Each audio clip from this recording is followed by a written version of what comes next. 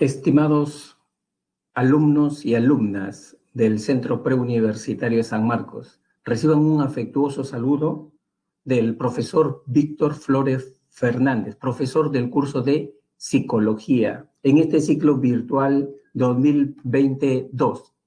Muy bien, entonces entramos a nuestra 7ª semana, pero antes de entrar a nuestro tema, que es sensación y percepción, quería hacerles una recomendación, ya que esta semana es su examen, ¿no? Su primer examen.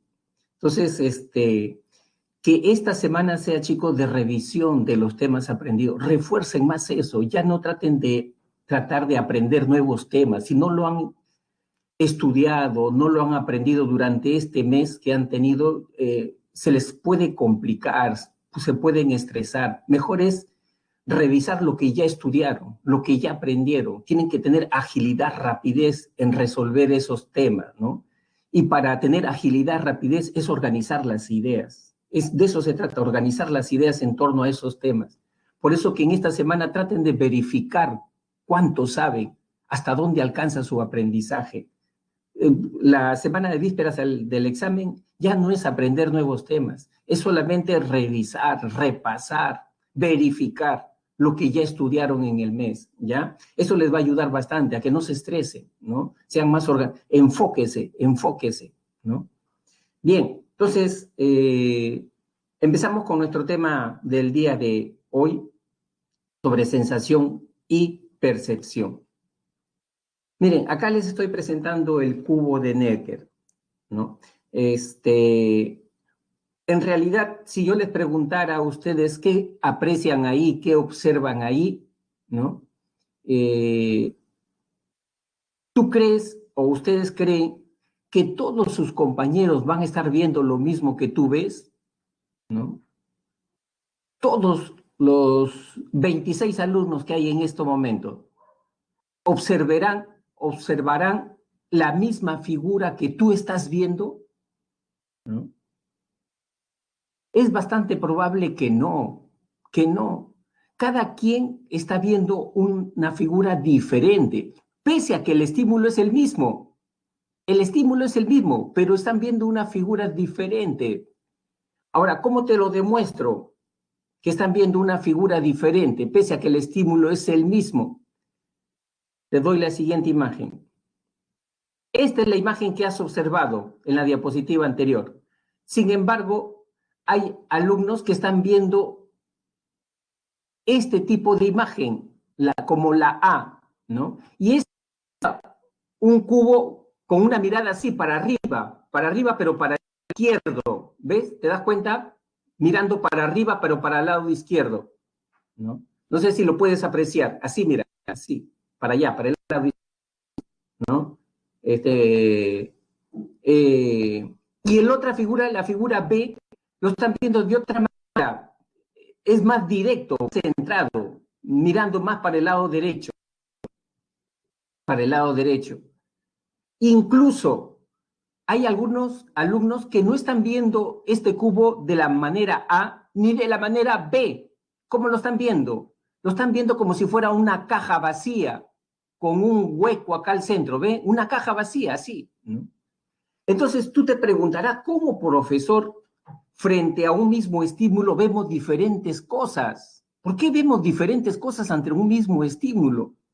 Cuando una persona ve, por ejemplo, un árbol, dependiendo de quién está viendo ese árbol, ven un árbol diferente. Ese árbol no es el mismo para, por ejemplo, un carpintero. ¿Qué cosa está viendo el carpintero en ese árbol? Listones de madera. Un agricultor, un campesino, ¿qué cosa está viendo ahí? ¿No? Frutos, ¿no? Un caminante, ¿qué cosa está viendo ahí? Está viendo una sombra. O sea, por eso que la percepción no es solamente con la información de los sentidos, con la información del estímulo. La percepción no se da con la información del estímulo. Si fuera así, todos veríamos lo mismo, pero no todos vemos lo mismo. ¿Por qué? Porque cuando nosotros observamos, escuchamos, vemos también con nuestra experiencia, con lo que tenemos almacenado acá en la mente, con eso también vemos, con nuestros miedos, nuestras creencias, con eso también vemos, con eso observamos, con eso escuchamos, ¿no? Ahora, para que tú te des cuenta que tiene esos procesos, la percepción, ¿no? Hoy día, ¿qué vamos a tratar? Vamos a ver los conceptos sobre sensación y percepción, cuáles son los factores biológicos de la percepción, es decir, cómo funciona nuestro organismo, nuestro cuerpo, nuestro cerebro cuando está percibiendo, los factores psicológicos de la percepción, dentro de ellos los principios organizativos de la percepción visual, y las alteraciones de la percepción, ¿no? Dentro de ellas, las más conocidas, la ilusión y la alucinación. Entonces, empezamos por los conceptos de sensación y percepción, ¿no? Ahí está. ¿Cómo empieza la percepción? Quiero que entiendas que la percepción tiene dos etapas. Hay dos etapas en la percepción. En la primera etapa es cuando el organismo, ¿no? El cuerpo capta la información física del estímulo, ¿no? Cuando esa información física del estímulo, ¿no? Pasa por nuestro cuerpo, por el sistema nervioso, ¿no? Periférico, por el sistema nervioso periférico, pasa esa información, y una vez que esa información llega al cerebro, ¿no? Hasta el límite entonces de llegar al cerebro, a ese proceso se le llama sensación, ¿no? Cuando entonces nuestros sentidos captan la información física del estímulo, la conducen por los nervios, el sistema nervioso periférico, hasta llegar al cerebro, ¿no? En la puerta del cerebro, allí se da la sensación, ahí se da la sensación, ¿no? Por ejemplo, miren chicos, si estuvieran en clases presenciales, cómodamente sentados en sus carpetas, en cunas, de repente su compañero de su espalda necesita algo de ustedes, un borrador, una regla, ¿no? Y no quiere de manera ser inoportunos, hablándoles sobre lo que requieren. Simplemente le hacen la seña y con el dedo le presiona su espalda para que se dé cuenta, ¿no? Que algo quiere, presiona su espalda. En ese momento, cuando tú detectas la presión en tu espalda, detectas la presión en tu espalda, ahí se está produciendo una sensación, estás captando al estímulo, estás captando. ¿Qué cosa estás captando? Una fuerza, energía mecánica, una presión, ¿no? Se está produciendo una sensación, ahí se está produciendo. Sin embargo, cuando esa información llegó a tu cerebro y tú quieres saber allí en tu cerebro, ¿no? ¿Con qué te está presionando? ¿Será de repente con la regla, con el lápiz o con su propio dedo? Con su dedo te está presionando. Cuando tú tratas de identificar al estímulo que te está presionando y estás relacionando en tu cerebro, ¿cómo se llama ese estímulo? Y tú dices, ah, no, me está presionando con su dedo. Entonces ya la información está en el cerebro y ahí recién se ha producido la percepción, ¿no? Y por eso dicen que para que se produzca la percepción hay dos niveles de procesamiento. Hay un procesamiento ascendente, acá está, procesamiento ascendente que va desde el estímulo a los, al cerebro, desde el estímulo al cerebro pasa por los sentidos. Eso es sensación. Y cuando esa información, ¿no es cierto?, está acá en el cerebro y tratas de reconocer a ese estímulo, ¿no? Tratas de reconocer ese estímulo, a eso se le llama procesamiento descendente, es decir, del cerebro, de la mente al estímulo. ¿Qué estímulo es? ¿Qué estímulo es? ¿No? Y lo relaciono. Y yo digo, ah, no, es un dedo, es un dedo. Ya ahí se produjo el procesamiento descendente, ¿no? Y a ese procesamiento descendente, estrictamente, cuando tú ya lo identificas, se llama percepción. Entonces, para que se dé la percepción, dice que la percepción se da rápido, en 12 milisegundos. ¿No? En 12, o sea, es rápido. Cuando tú entras a un ambiente, a un salón de clase, por ejemplo, planta la mirada adelante, ¿no? Dice que en 12 milisegundos ya sabes quién se ha sentado adelante. O planta la mirada atrás, ya sabes quién se ha sentado atrás. Lo identificas rápido, ¿no? O sea, al segundo lo divides en 1000 partecitas, en 13 milisegundos identificas cualquier objeto, cualquier estímulo, ¿no? Entonces, ahí está la diferencia, chicos, entre sensación y percepción. En realidad, sensación es la primera parte, la primera etapa, cuando nuestro organismo capta el estímulo, ¿no? Cuando yo tengo la sensación, ojo, esto tiene que quedar bien claro, yo no sé qué cosa estoy captando, no sé qué estoy captando. Sé que la información está pasando por mi cuerpo hasta llegar al cerebro. Eso sí lo sé, lo siento, ¿no? Visualmente, auditivamente, lo siento. Cuando yo veo, por ejemplo, en la pizarra, ¿no? El profesor de geometría, veo al profesor de geometría y que en la pizarra está colocando triángulos, está colocando rectángulos, hexágonos. ¿Cuándo se produce la sensación? Cuando la retina, ¿no? Con mis conos y bastones, ven puntos ahí de colores, negro, ¿no? Líneas, eso ve. ¿Qué cosa estoy captando? Información física del estímulo. Cuando yo tengo la sensación, ¿sé qué cosa estoy captando? No sé, no sé. Porque esa información todavía está en mis sentidos, en mi retina, en mis conos, ¿no? En el nervio óptico, todavía está ahí, no ha pasado al cerebro, no ha pasado a la corteza occipital. Entonces yo estoy viendo solamente puntos, líneas, es lo que único que estoy viendo. Pero cuando esa información ya está aquí en el cerebro y miro y reconozco que esos puntos, esas líneas, es un triángulo, es un cuadrado, ya ahí se produjo la percepción, ¿no? Miren, todo este proceso que yo les estoy explicando dura 13 milisegundos, es rápido, es veloz, es muy veloz, ¿no? Entonces, ¿qué cosa es sensación? Sensación es un proceso psicofisiológico, donde se capta a través de los sentidos la información física del estímulo. Esa es sensación. En cambio, percepción es cuando yo reconozco, identifico, ¿no? Interpreto al estímulo, sé qué cosa estoy mirando, qué cosa estoy escuchando, qué estoy sintiendo. Entonces ya cuando yo sé, identifico ese estímulo, ¿no? Ya ahí no es sensación, estrictamente ahí ya es percepción. Por eso percepción significa identificar, reconocer al estímulo, ¿no? Interpretar al estímulo, encontrarle un sentido al estímulo. Esa es percepción, ¿no? Por ejemplo, cuando tú ves una persona a lo lejos como una mancha que se te está acercando, ¿no? Como a 2 cuadras, a 3 cuadras, ¿no? Y se acerca hacia ti, en ese momento tú captas una figura borrosa, no sabes quién es, ¿no? Sensación, ¿no? Visual.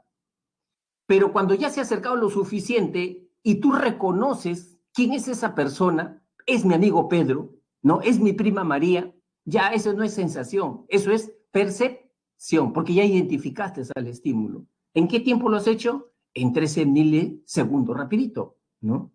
Ahora, chicos, también es cierto que en el proceso que esa información física del estímulo, ¿no? Atraviesa mis sentidos, ¿no? Desde el estímulo a mis sentidos, hasta antes que llegue al cerebro, esa información pasa por varios procesos. Eso es importante reconocerlo también. Hay varios procesos, ¿no? ¿Cuáles son esos procesos que hay que reconocer ahí? Primero hay que saber que la información, ¿dónde se capta primero? En el órgano receptor, ¿no? Y ahí se da el umbral, ¿no? El umbral absoluto, se da el umbral absoluto. Después se da la transducción, ¿no? Luego se da la transducción. En todo se da un procesamiento neural, ¿no? O neuronal. Y otro proceso que se da también en la sensación es la adaptación sensorial, ¿no? Vamos a explicarlo cada uno de ellos, ¿no? Entonces, esta es la parte biológica de la percepción. Esto hay que reconocerlo, es la parte biológica. Cómo nuestro cuerpo, nuestros sentidos captan y procesan la información para mandarla al cerebro. ¿Qué es un órgano receptor? Un órgano receptor, ya sabemos, la vista, el oído, ¿no? El gusto, el tacto. Los órganos receptores son células, ¿no? O estructuras altamente especializadas en captar información específica del estímulo. Solamente se dedican a captar información específica del estímulo. Por ejemplo, el órgano receptor de todo lo que es estímulo visual es la retina. Y en mi retina yo tengo células especializadas que se llaman conos y bastones. Y tengo millones de conos y bastones. Y mira, producto de la evolución, ¿no?, filogenética de nuestra especie, hay conos y bastones que detectan información específica del estímulo. Por ejemplo, si yo veo una persona, en esa persona hay conos y bastones que detectan líneas verticales, otras líneas horizontales, otros círculos, van detectando círculos. Es decir, esos millones de conos y bastones se realizan solamente en dar información específica. Al estímulo, ¿sabes qué cosa lo hacen al estímulo? Lo fragmentan en miles de pedacitos, pedacitos. Por eso que la sensación analiza cada detalle, cada elemento. Y así esa información fraccionada lo conduce por el nervio óptico. ¿Dónde lo integra? Acá en el cerebro. Ahí lo integra. Y con otra información también lo integra, para encontrarle un sentido, ¿no?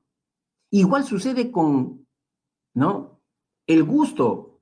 Acá tenemos, ¿no?, papilas gustativas. Tenemos papilas gustativas. Y también las papilas gustativas están especializadas. Hay papilas gustativas que detectan lo dulce, lo salado, lo amargo, ¿no? Y están en diferentes segmentos de la lengua. Los catadores de vino, los chefs, ya saben. Por ejemplo, cuando quieren detectar qué tan dulce es una sustancia, ¿a qué segmento de la boca, de la lengua, ¿no?, llevan esa sustancia para captar lo dulce de una sustancia? ¿Ustedes conocen, chicos? A ver.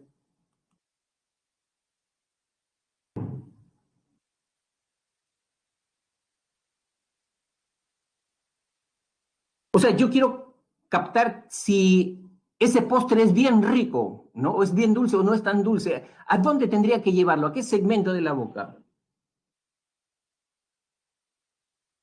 Sí, lo dice Allison. Sí, lo veo, pero primero la ve, dice, ¿no? La lengua, muy bien, Len. Pero ¿qué segmento de la lengua, Lady? Porque es amplio la lengua y ahí hay diferentes tipos de papilas gustativas. No, Rodrigo, la parte anterior de la lengua, ¿no? Correcto, Rodrigo está en la... Venís, muy bien, las papilas gustativas, pero están distribuidas en toda la lengua, ¿no? Guido Barriento, la parte superior de la lengua, ¿no? Eh, eh, las papilas gustativas de lo dulce están concentradas en la punta de la lengua, acá, en la punta de la lengua. Ahí están concentradas las papilas gustativas de lo dulce, ¿no? Cuando tú quieres probar si ese café es rico, amargo, ¿dónde tienes que llevarte esa sustancia fundamentalmente? ¿No? Porque ahí están concentradas las papilas gustativas que detectan, ¿no?, lo amargo de una sustancia. En la parte dorsal, ¿no? En la parte dorsal del fondo de la lengua. Ahí está. Ahí están las papilas gustativas, ¿no? Ese ceviche, ese acidito del ceviche también igual, ¿no? Entonces, en las partes laterales de la lengua, ahí se detecta muy bien el ácido, ¿no? ¿Por qué? Producto de la evolución de nuestra especie, ¿no? Esos son los órganos receptores. Por ejemplo, acá tenemos nosotros en las fosas nasales los epitelios olfativos. Son células especializadas. Y tenemos 1000 tipos de epitelios olfativos. 1000 tipos, para detectar 1000 tipos de aromas. Estamos especializados, ¿no? Esos son los órganos receptores. Y en los órganos receptores, estimados alumnos, se da este proceso, el umbral absoluto. ¿Qué significa umbral absoluto? Que nuestros sentidos, ¿no?, nuestros sentidos, para que detecten al estímulo, se requiere que ese estímulo tenga una intensidad, si no, no lo detectamos, si no tiene esa intensidad. Por ejemplo, para que yo sepa que ese fluorescente en mi cuarto ¿no? En mi cuarto está prendido a plena luz del día, está prendido, está apagado, ese fluorescente tiene que tener una potencia, ¿no? Y yo me doy cuenta que si está prendido, está apagado, porque ese fluorescente tiene 50 watts, 25 watts de potencia. Entonces yo me doy cuenta si está prendido, está apagado. Pero te pregunto, si tu fluorescente tuviera un watt de potencia, tuviera un watt nomás de potencia, ¿tú te darías cuenta si está prendido, está apagado con un watt de potencia? Es probable que no, es probable que no, porque tú no tienes una vista biónica, no tienes una vista biónica, tú tienes un límite producto de tu especie. A eso nosotros llamamos umbral absoluto, la mínima intensidad que debe de tener un estímulo para que lo podamos detectar, si no, no lo detectamos, ¿no? No lo detectamos. Y eso pasa en todos los sentidos, chicos, en todos los sentidos. Miren, acá les están poniendo un ejemplo del umbral absoluto normal en cada persona. Por ejemplo, para la vista, dice que una persona puede identificar la llama de una vela a 27 kilómetros de distancia en cielo despejado. En cielo despejado, ¿no? Esa es la vista normal, esa es nuestra agudeza normal, ¿no? Claro que hay personas que son medias ciegas, ¿no? Medias miopes, ¿no? No, con ellas no cuenta, pues, ¿no? Solamente una vista normal. Ese es el umbral, ¿no? El tacto, el ala de una abeja en nuestra mejilla, sí la sentimos, ¿no? Sí la sentimos. Esa es la misma intensidad para sentirla, ¿no? El olfato, una gota de perfume en una casa de 3 habitaciones, ¿no? El gusto, una cucharadita de azúcar disuelta en 9 litros de agua. Miren, si esa cucharadita de azúcar o de sal, ¿no? Yo la pongo, ¿no? A un recipiente de 9 litros y medio, ¿no? 9 litros y medio, ya no lo detecto, ya no lo detecto. A 10 litros ya no lo detecto, está fuera de mi umbral, está fuera de mi umbral, ¿no? Pero si está a 9 litros, menos de 9 litros, yo sí lo detecto. Ah, no, acá digo, acá hay azúcar, acá hay sal, digo, ¿no? Porque está dentro de mi umbral. Umbral, entiendan ustedes como una puerta, ¿no? Entre detectar y no detectar un estímulo. Es así, umbral es como una puerta entre detectar o no detectar un estímulo. Y respecto al oído, dice el tic-tac de un reloj a 6 metros de distancia, ¿no? Eso ya sea, la psicofísica ha establecido estos parámetros, ¿no? Para que se den cuenta con otro ejemplo de las características de lo que significa umbral.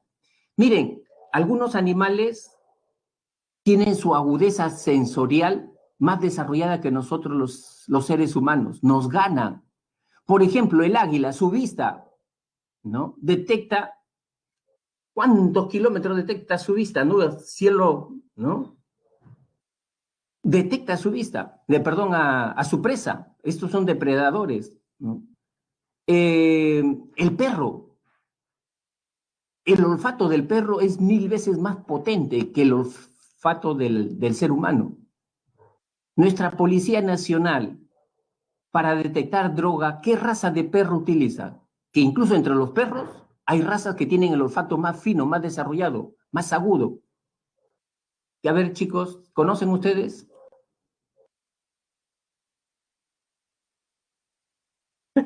Rodrigo, el oído, cuando un zancudo me zumba todas las noches en la oreja. Claro, ajá. Ese es un buen ejemplo de umbral, ¿no es cierto, Rodrigo?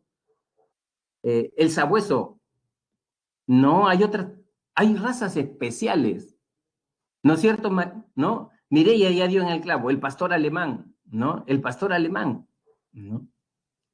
¿Usted no ven cuando los policías hacen sus redadas en el aeropuerto, ¿no? En el aeropuerto, en aduanas, en el puerto, llevan perros para que esos containers gigantes, el perro, ¿no? Está ahí, ¿no? Eh, ¿No? Ahí está. ¿Por qué? Porque el umbral del perro es 1000 veces más potente que el nuestro, 1000 veces más potente. Detectan incluso droga que está bien embalada, la van detectando, ¿no? Claro que a esos perritos la policía primero los entrena, pues, ¿no? ¿Y cómo los entrena? También le dan su dosis también ¿no? Le dan su dosis así cada cierto tiempo. A esos pobritos perritos los hace dependientes también, ¿no? Pero regulado, lógicamente, ¿no? Entonces, pasa de repente unos 3 días, 4 días que no le dan su dosis, ya está desesperado ese perrito. Y lo sacan así al aeropuerto. El perrito está que busca su dosis ahí, ¿no? Ya están entrenados para eso, ¿no? Entonces, lo importante es que ustedes conozcan el concepto de umbral, mínima intensidad que debe de tener un estímulo para que nuestros sentidos lo puedan detectar. Si no, no lo detectan, ¿no? Transducción, este es otro proceso. Miren, chicos, cuando la información física del estímulo llega acá al órgano receptor, por ejemplo, un ruido, bulla, ¿no? Esas ondas vibratorias llegan a las células ciliadas de mi oído, allí llegan, ¿no? Para que esa información de ese sonido acústico, ¿no? Pueda ser conducido por mi nervio auditivo al cerebro, dice que necesita cambiar de fuente de energía, de esas ondas vibratorias a ondas electroquímicas, Ese cambio de fuente de energía se llama transducción. Y todos nuestros sentidos hacen transducción. Por ejemplo, yo toco la superficie de una pizarra en mi salón. Quiero saber si esta pizarra es lisa, es rugosa, es áspera. Con la yema de mi dedo la palpo. Y en la yema de mis dedos hago transducción, cambio de fuente de energía electromecánica a energía electroquímica.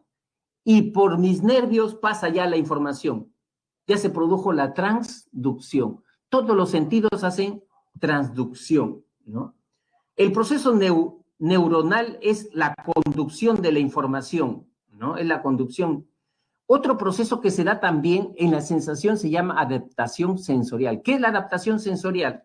La adaptación sensorial se refiere cuando los sentidos se acostumbran a una fuente de estimulación, ¿no? Se acostumbran a una fuente de estimulación. A veces nosotros nos acostumbramos al ruido, ¿no? Nos acostumbramos al ruido. Ya después no nos llama la atención el ruido y el ruido sigue ahí, ¿no? O sea, nuestro oído se acostumbró a ese sonido se acostumbró, ¿no? Se adaptó, ¿no? Se adaptó. El gusto también. No sé si a ti te ha pasado cuando has ido de pequeño a un cumpleaños, te han invitado primero la torta, una torta de 3 leches, qué rica, te la comes, ¿no? Te la comes. Después viene el refresco, ahí viene la chicha morada, ¿no? La agüita de maracuyá. Te toma la agüita de maracuyá y tú dices, esto no tiene azúcar, acá le falta azúcar, ¿no? Qué tacaños son los dueños del santo, ¿no? No le ponen azúcar a esto. Ahora yo te pregunto, ¿en realidad, ¿no? ¿Esa chicha, esa maracuyá le falta azúcar? No. Lo que ocurre es que tú te has acostumbrado al dulce de esa torta, al nivel de dulce de esa torta. Porque te aseguro que si primero te hubieran dado, ¿no?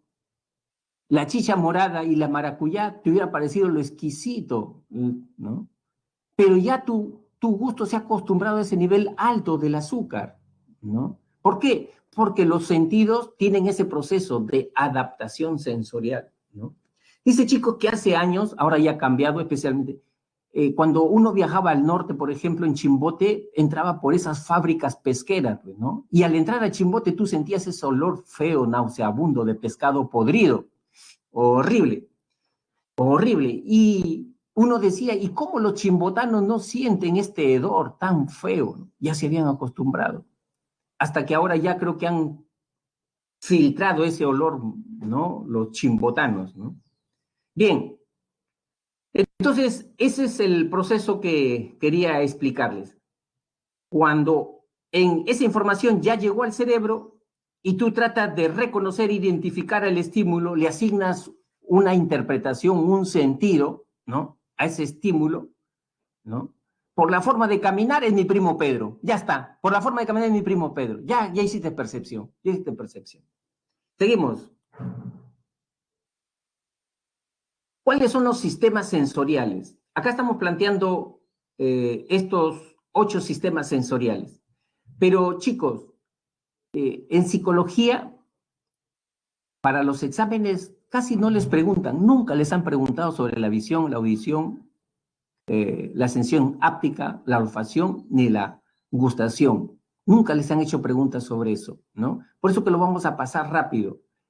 ¿En qué sí ha venido preguntas? Y sí viene preguntas en estos tres, porque en estos tres sentidos o sensaciones, la sinestésica, la vestibular y la senestesia, ¿no? Acá sí han hecho preguntas porque a los alumnos se les confunde, ¿no? Entonces, esto lo vamos a pasar rapidito, ya porque pongo mi cabeza, ¿no? Si es que le viene una pregunta sobre visión, sobre audición, ¿ya? Nunca ha venido. Pero de todas maneras, lo vamos a revisar, ¿no? La visión, tú ya hemos dicho, ¿dónde están los órganos receptores de la visión? En la retina. ¿Cómo se llaman las células? Conos y bastones. ¿Dónde se procesa esa información? Lóbulo occipital, acá se integra. Un lóbulo occipital, ¿no? ¿Y qué cosa capta? Movimiento, capta forma, profundidad, color, eso es lo que capta. La audición, en el órgano de Corti. ¿Dónde se procesa información? ¿Cómo yo identifico que ese ruido es la ambulancia? ¿O es el ulular del patrullero? ¿No? En el lóbulo temporal, acá lo identifico, en el lóbulo temporal, ahí se procesa, ¿no? Sonidos, notas, ruidos. La sensación áptica son las terminaciones nerviosas en la piel. ¿Dónde lo proceso? Lóbulo parietal, acá. Acuérdense, homúnculo de Penfield, sensorial, o somatosensorial. Ahí se integra, ¿no? ¿Qué capto yo ahí con eso? Presión, dolor, temperatura, textura, ¿no? La olfacción, ya hemos dicho, los cilios olfatorios que están en las fosas nasales. ¿Dónde se procesa? En el rinencéfalo. ¿Qué procesa? Olores, ¿no? La gustación, papilas gustativas que están básicamente en la lengua. ¿Dónde los proceso? Lóbulo parietal. ¿Y qué capto? ¿No? Los sabores, pues, ¿no? Los sabores. Pero esto sí me interesa, chicos, ¿ya? Profundizar un poco, porque esto sí viene la pregunta, ¿no? Por eso que lo vamos a desarrollar, ¿ya? Entonces, empezamos primero, mira, son tres, ¿ya? La sinestesia, la sensación vestibular y la sensación senestésica. Son tres que tienes que diferenciar, ¿ya? Empezamos entonces con la sinestesia. La sinestesia se presenta, ¿sabes qué? Cuando tú captas movimiento de segmentos, de partes de tu cuerpo. Cuando partes de tu cuerpo se mueven. Por ejemplo, cuando flexionas el brazo, ahí se está presentando una sensación sinestésica o kinestésica, ¿no? Cuando tú te arrodillas o te pones en cuclillas, esa es sensación sinestésica. ¿Por qué tú te das cuenta que tienes una sensación sinestésica? Porque las articulaciones, los músculos, ¿no? Te están dando esa información. Eso te están dando, esa información sinestésica. Por ejemplo, cuando tú te sientas y cruzas las piernas al sentarte o recoge las piernas o estira las piernas, ahí te estás teniendo sensación kinestésica o sinestésica.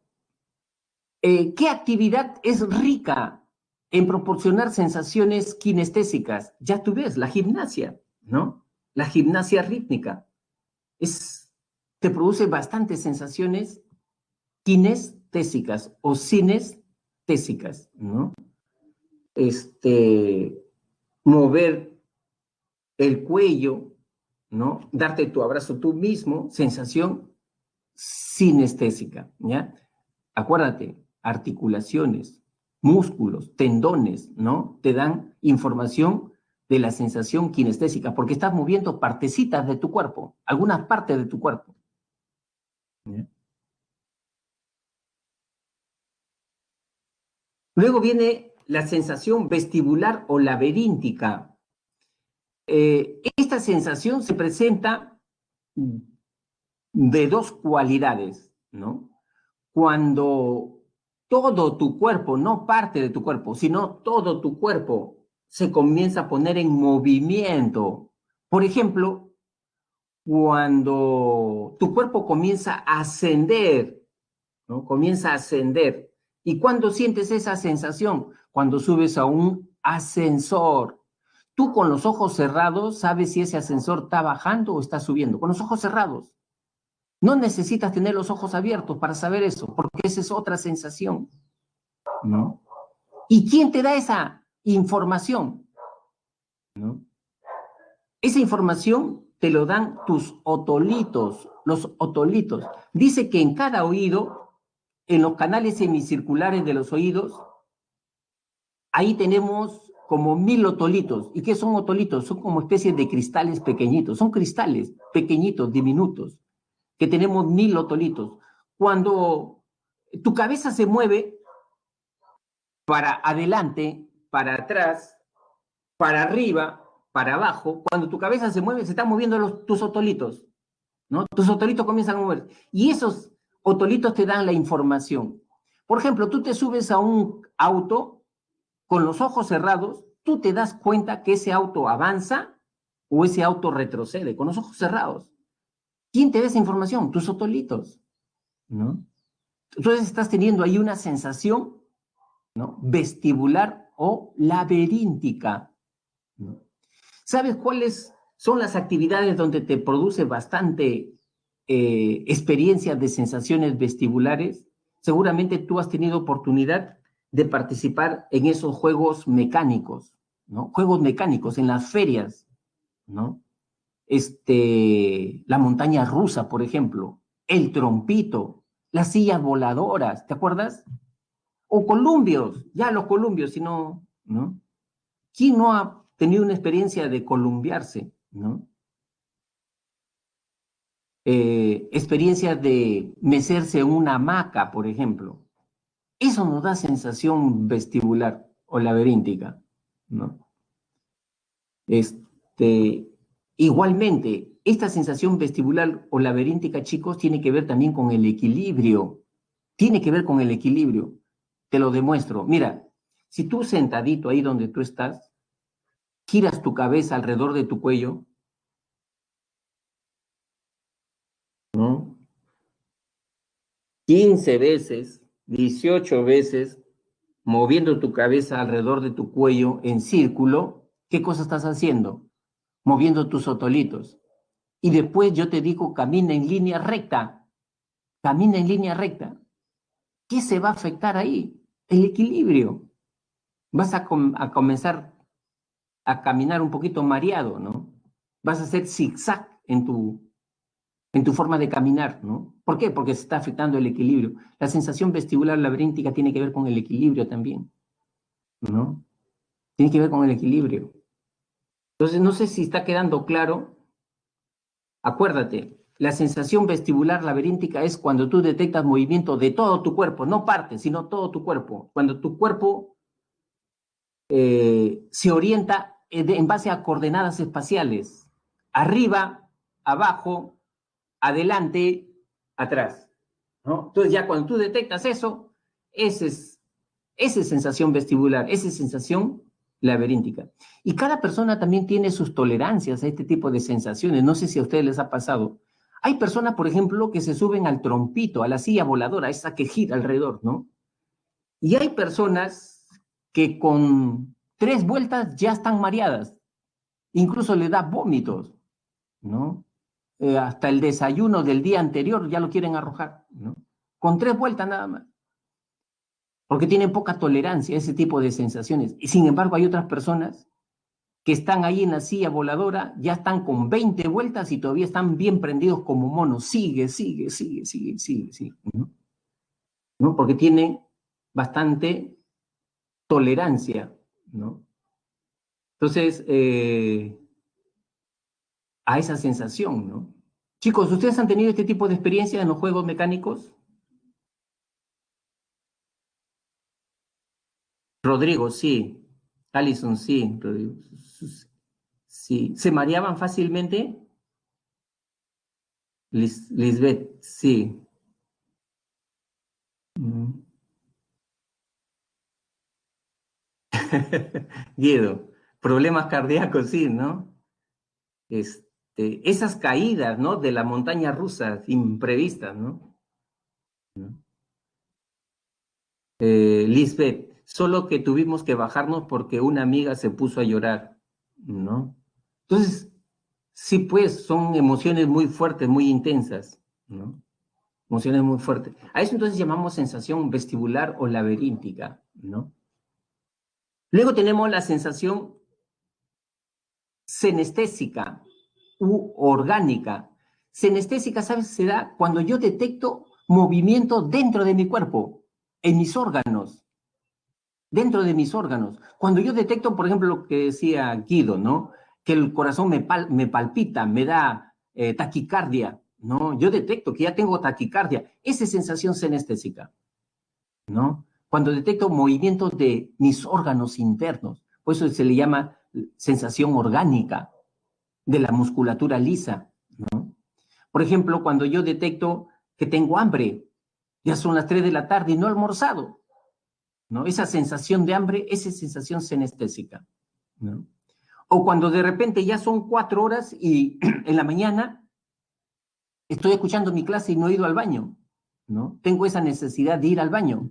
Esa es sensación senestésica o sensación orgánica. Y la sensación senestésica también tiene que ver, ¿sabes con qué? Tiene que ver con la sensibilidad profunda, porque también se le llama sensibilidad profunda, senestésica, orgánica o sensibilidad profunda. ¿Por qué? ¿Por qué se le llama sensibilidad profunda? Porque detecta el estado de bienestar o malestar general que tiene tu cuerpo. Cuando tú, por ejemplo, tienes un resfrío, una gripe, que no sea COVID, un resfrío, una gripe, ¿qué pasa en todo tu cuerpo? Parece que tu cuerpo lo hubieran molido a palos, ¿no? Molido, un malestar. Esa es sensación senestésica, ¿no? Igual, cuando tú te vas a dormir, ¿qué pasa en tu cuerpo? Se relaja. Todito, tú tienes una sensación, ¿no? Rica, placentera, de relajamiento de todo tu cuerpo, ¿no? Esa es sensación senestésica, ¿no? La sensación de vómito también es sensación senestésica, ¿no? U orgánica, ¿no? Entonces, cuando tú sientes, por ejemplo, no sé si te ha pasado, se te hormiguean las piernas, ¿no? Se te adormecen las piernas. Esa es sensibilidad profunda, senestésica o orgánica, también, ¿no? Entonces, todas ellas son sensaciones senestésicas, ¿no? A ver, ¿ya podían diferenciar estos 3 tipos de sensaciones, estimados alumnos? ¿Las diferencian las 3? Porque siempre viene una pregunta sobre esto. La vestibular, la sinestésica y la senestésica. Cualquier duda, plantéenlo, por favor, ¿ya? Eso tiene que estar bien claro, ¿ya? Porque sobre estas 3 les vienen preguntas. Esto sí les vienen preguntas. Bien, miren, nos hemos demorado, ¿cuánto? Cerca de 45 minutos para explicar cómo se produce la sensación, ¿no? Ahora, cuando esa información ha viajado por mi cuerpo y ya llegó a mi cerebro, acá ya llegó, ¿cómo es que mi cerebro, cómo es que mi mente, toda esa información que me llega de mis sentidos, la organiza para darle un sentido, para encontrarle un significado, para reconocerla, para interpretar toda esa información física que llegó al cerebro en pedacitos, fragmentada, en miles de unidades de información? Y acá en el cerebro lo integra para encontrarle ese sentido. ¿Cómo hace la mente? ¿Cómo hace el cerebro para hacer eso? Al respecto, miren chicos, hay 2 grandes enfoques para explicar cómo realmente percibimos, identificamos. Hay 2 grandes enfoques. Uno se llama los principios organizativos de la percepción, que pertenecen a la escuela de la Gestalt, que lo propuso hace más de 100 años atrás. Ese es un enfoque, ese es el antiguo, clásico. Pero también hay otro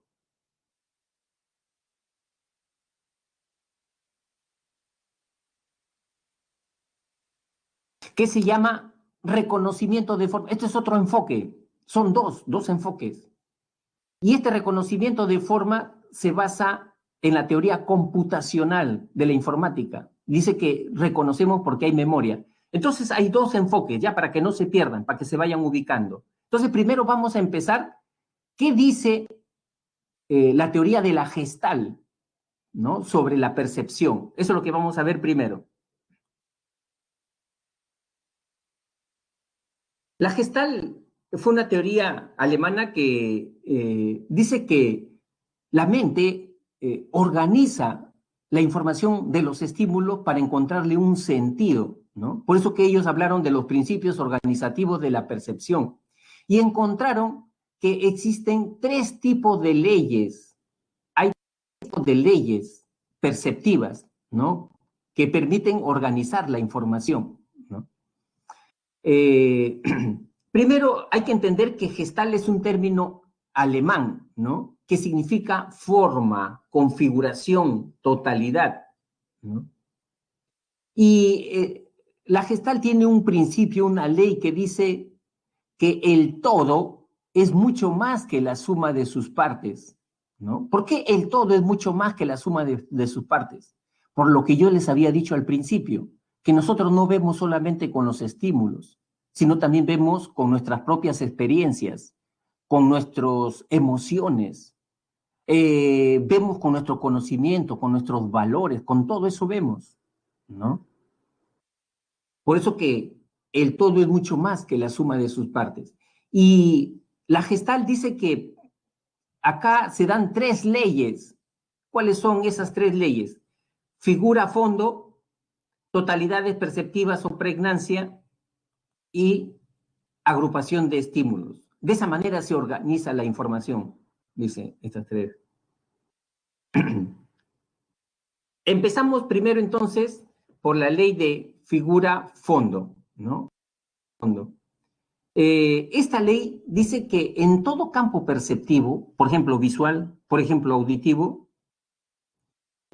siempre hay dos elementos. Vas a encontrar siempre dos elementos, ¿no? Hay un elemento que destaca, que es nítido, y en ese te enfocas tú primero, a ese le llamó la figura. Pero también hay otro elemento que permanece en el contorno, que es vago, indefinido, ¿no? A ese otro elemento le llamó fondo. Por ejemplo, en esta figura, a primera impresión, ¿qué observas? A ver, en esta figura de acá, a primera impresión, ¿qué observas? A ver qué cosa, ya observaron. Un pingüino, ¿no? Entonces, Paola es un pingüino,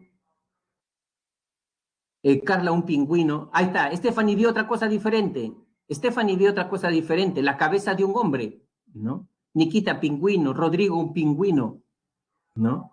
Entonces, para Nikita, para Carla, para Paola, el pingüino es la figura, porque eso es lo que aparece a primera impresión, eso es lo que destaca, ¿no? Y para ellas, para Paola, ¿no?, para Nikita, el hombre es el fondo, porque no lo reconoce, está vago, está impreciso, es el fondo, ¿no? Sin embargo, para Stephanie, ¿no?, la cabeza del hombre es la figura, porque eso es lo que vio primero para Stephanie. Y el pingüino es el fondo, ¿no? Es el fondo. Ahora, la relación entre figura y fondo es una relación reversible. ¿Qué significa eso? Que lo que un inicio fue figura puede pasar a ser fondo y lo que fue fondo puede pasar a ser figura. Es igual cuando tú estás, por ejemplo, en una clase presencial, estás enfocada en la clase, el profesor es la figura, te enfocas, ¿no?, en su presencia, en lo que dice el profesor, ¿no? Y tus compañeros vienen a ser el fondo, o la pizarra viene a ser el fondo. Sin embargo, por ahí alguien estornudó, ¿no? ¿No? O sonó el timbre de un celular. ¿Qué pasó? Inmediatamente, ¿no?, la figura del profesor pasa a ser fondo y te concentras de repente, ¿no?, en ese celular que timbró o en esa persona que estornudó y esa persona ya comienza a ser figura. Por eso dice que es reversible la relación figura-fondo. Acá también tenemos otro ejemplo. ¿Qué cosa observas acá en esta segunda figura? ¿No? Rodrigo, una mano, ¿no? Jocelyn, el águila. Parece también, está viendo las dos cosas, Jocelyn, ¿no? La mano pintada, ¿no? La mano pintada. El águila, una mano, ¿no? ¿Ven? Entonces, acá también, ¿qué es lo que observas a primera impresión? ¿Qué figura ves? Esa es la figura. Esa es la figura. Lo que destaca, lo que es nítido, ¿no? Lo que no tiene ningún... ¿no? El fondo, en cambio, es vago, impreciso, permanece en el contorno, ¿no? Permanece en el contorno siempre. Entonces, los señores de la Gestalt decían que nosotros, con estas leyes es que nosotros observamos, ¿no? Luego viene la segunda ley, totalidades perceptivas o pregnancia. ¿Qué significa, chicos? Significa, dice que nosotros cuando vemos un estímulo lo vemos como una totalidad, una globalidad, no vemos partes, no vemos elementos.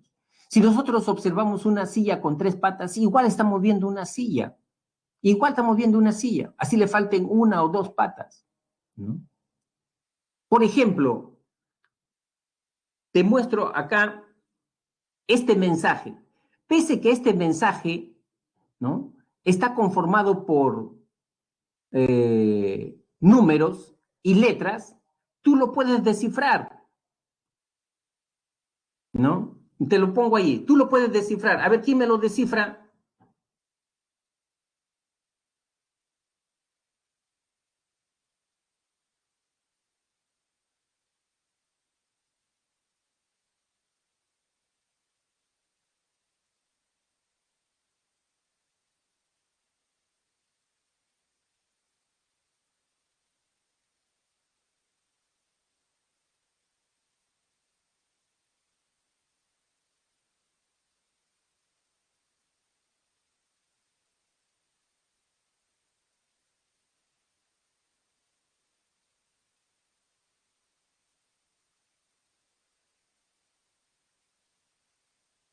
¿Alguien ya lo ha descifrado?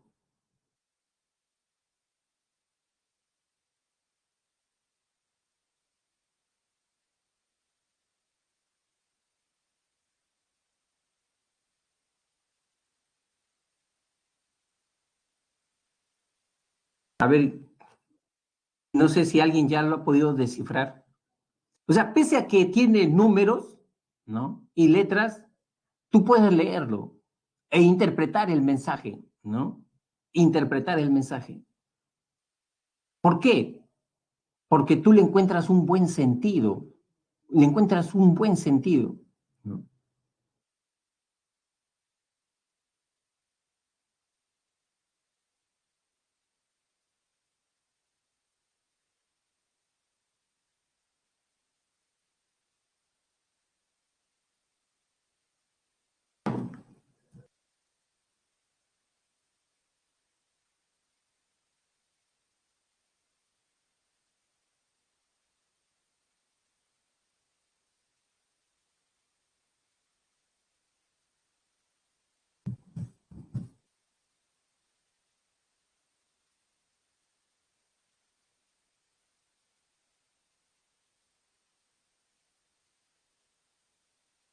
Ya, entonces acá dice Lady, dice que el hemisferio derecho ayuda a asociar los símbolos parecidos, ¿no es cierto? Claro, esa es una interpretación, ¿no es cierto, Lady? Pero la idea es, ¿qué cosa dice?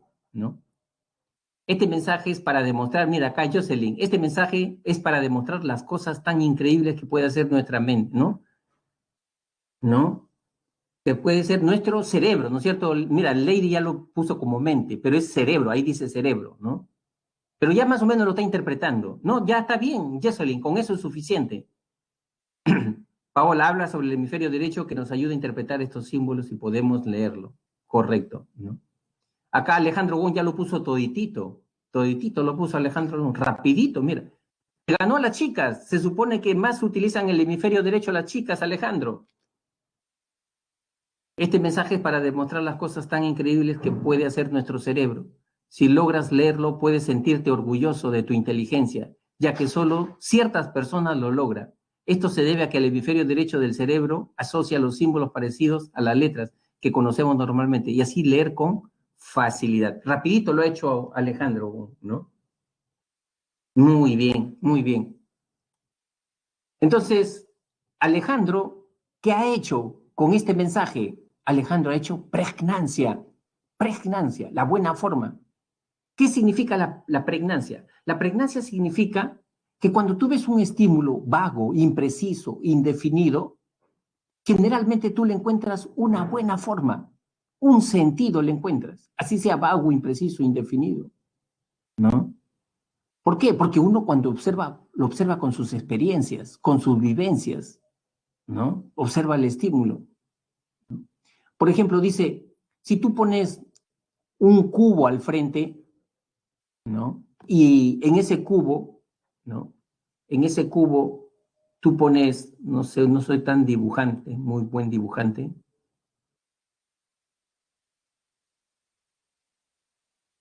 O sea, un cubo, malo que esto no ayuda mucho, ¿no? Pones un cubo con dos líneas al costado, ¿no? Dos líneas al costado. Dice que cuando te piden, ¿qué figura ves acá? Las personas rápidamente dicen un cubo, ¿no? Un cubo. Rápidamente ven un cubo. ¿Por qué? Porque por pregnancia. La vista te lleva y el oído te lleva a ver figuras rápidas, fáciles, sencillas y simétricas. Eso es pregnancia. Eh, ¿Por qué no ves que también está presente ahí de repente 2K? Mira, ahí hay 2K, ¿no? Una invertida y la otra también. ¿Por qué no ves eso? No, porque la percepción te lleva siempre a ver cosas rápidas, sencillas, básicas y simétricas. No se complica la vida, la percepción, no se complica la vida. ¿Por qué no ves acá también dos M's? ¿No? Una M invertida, ¿ves? Acá ves dos M's. ¿Por qué no ves eso primero? ¿Por qué no ves eso primero? Que también está ahí, ¿no? Por pregnancia, por pregnancia. O sea, la pregnancia te lleva a ver cosas indefinidas, a darles un sentido, un significado sencillo, básico y simétrico, ¿no? Eso es pregnancia, la buena forma, ¿no? Igual dice cuando uno va a Tingo María, dice que cuando está bajando, al fondo ve un cerro, una hilera de cerros, pero ahí no ve una hilera de cerros. ¿Y qué cosa ve? Ve una mujer echada, ¿no? Por eso le llaman a Tingo María la Bella Durmiente, porque es lo primero que ve, ¿no? La Bella Durmiente. ¿Qué ha hecho esa persona al ver a la Bella Durmiente? Pregnancia. Esa es pregnancia, la buena forma. O sea, nosotros vemos también, chicos, con nuestras emociones, nuestras experiencias, ¿no? A eso le llamamos pregnancia. No sé si te comento algo. Este es el caso, por ejemplo, de una persona que es muy cristiana, muy católica, ¿no? Se va a misa frecuentemente, 3, 4 veces a la semana, muy devota, ¿no? Muy devota. Participa en actividades de caridad, de solidaridad, ¿no? Y de repente un día llueve, ¿no? Llueve y en su casa, ¿no? En el patio de su casa, ¿no? Las lluvias producen una mancha, ¿no? Se seca y hay una mancha marrón. La persona que es devota, católica, ¿no? Sale por la puerta trasera de su casa a su patio y te aseguro que esa persona, de repente, si se forma una mancha ahí, ¿no? Y bien delineada, esa persona no ve una mancha marrón ahí en la pared de su patio, sino ya está viendo de repente la silueta de una virgencita, de un santo, San Francisco de Asís, la Virgen de Guadalupe. Mira, ahí está la Virgen de Guadalupe. Una persona atea y que de repente no es tan cristiano, ¿qué solamente ve ahí? Una mancha marrón, una mancha marrón. Pero esta persona, ¿no? Por su formación cristiana católica, no ve una mancha marrón. Está viendo de repente a una virgencita, a un santo, está viendo ahí. Milagro, dice incluso, milagro, ¿no? El Señor me está mandando una señal. ¿Qué cosa está experimentando esta señora? Pregnancia, Eso se llama pregnancia. Le encuentra la buena forma. Si gestal significa forma, pregnancia, la buena forma. La buena forma.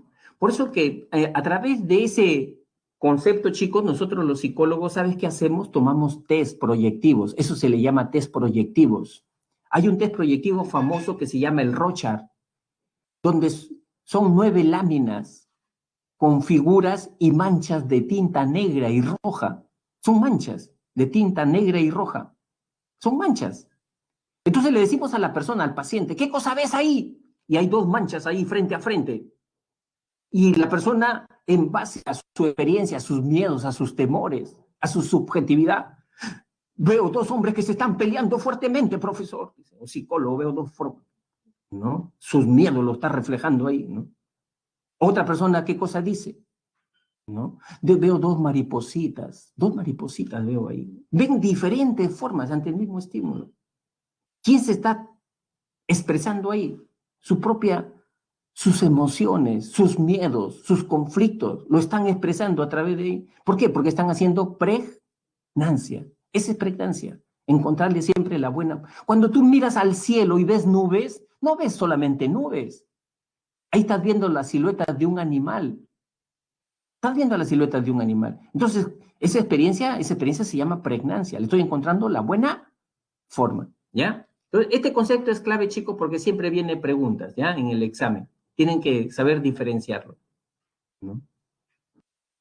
¿No te ha pasado que te vas a una consulta,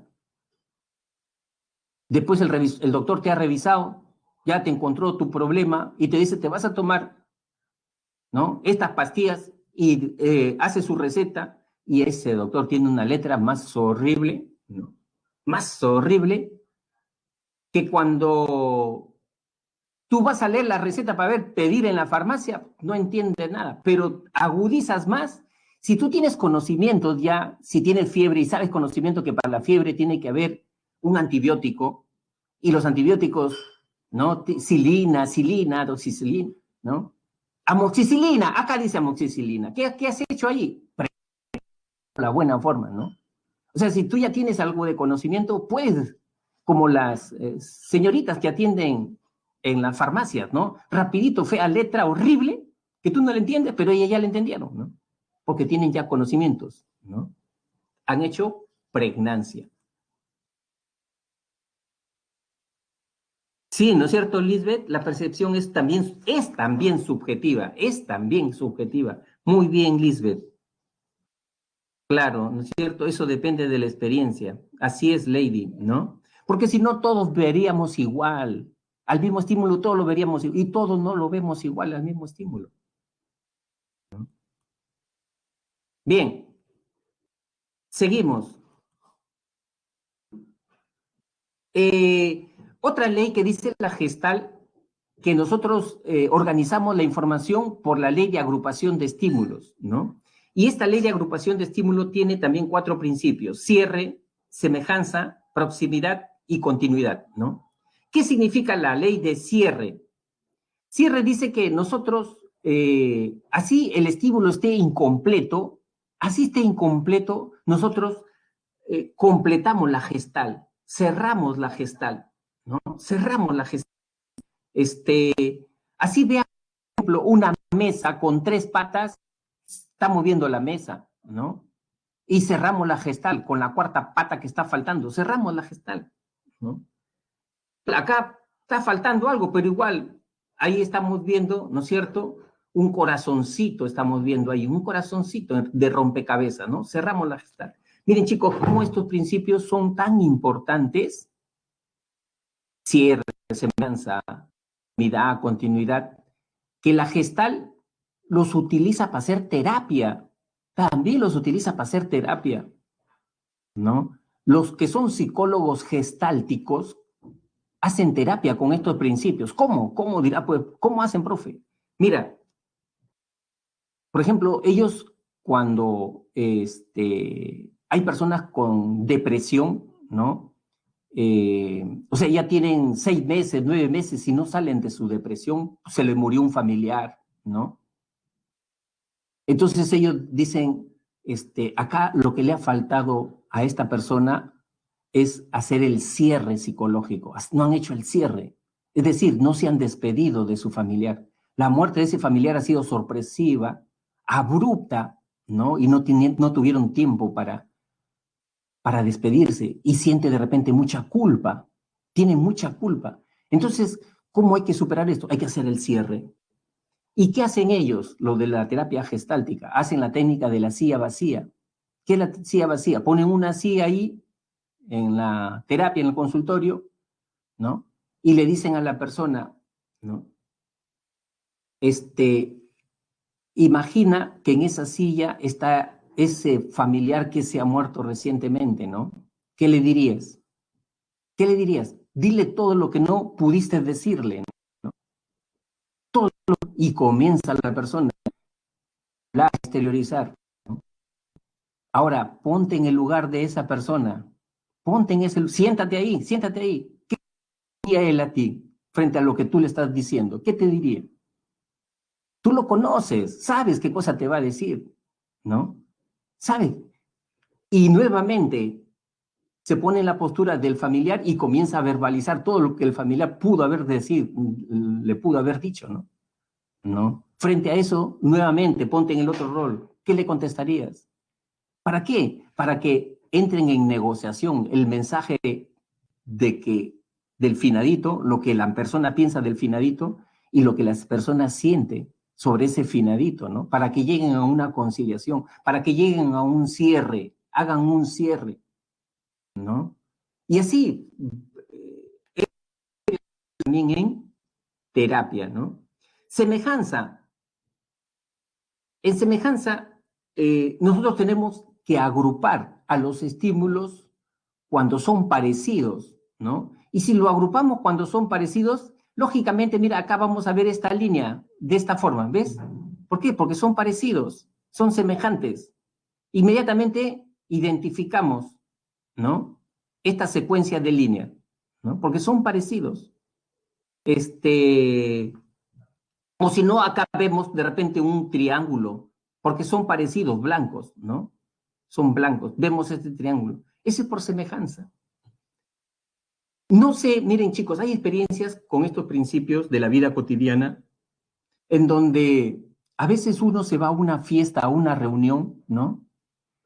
Y parece increíble las cosas que suceden.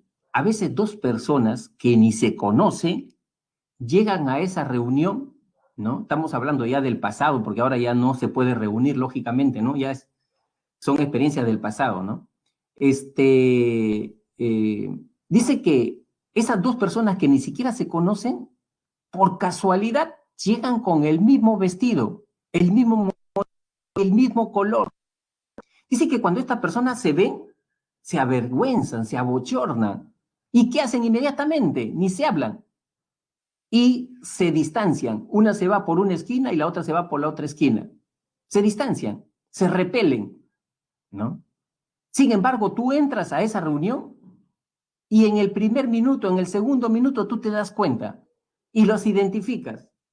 ¿Por qué? Porque la vista te jala a identificar lo semejante. Y tú dices, mira, ve, estas han venido con el mismo vestido. Lo han comprado en Gamarra 2 por 1, ¿no?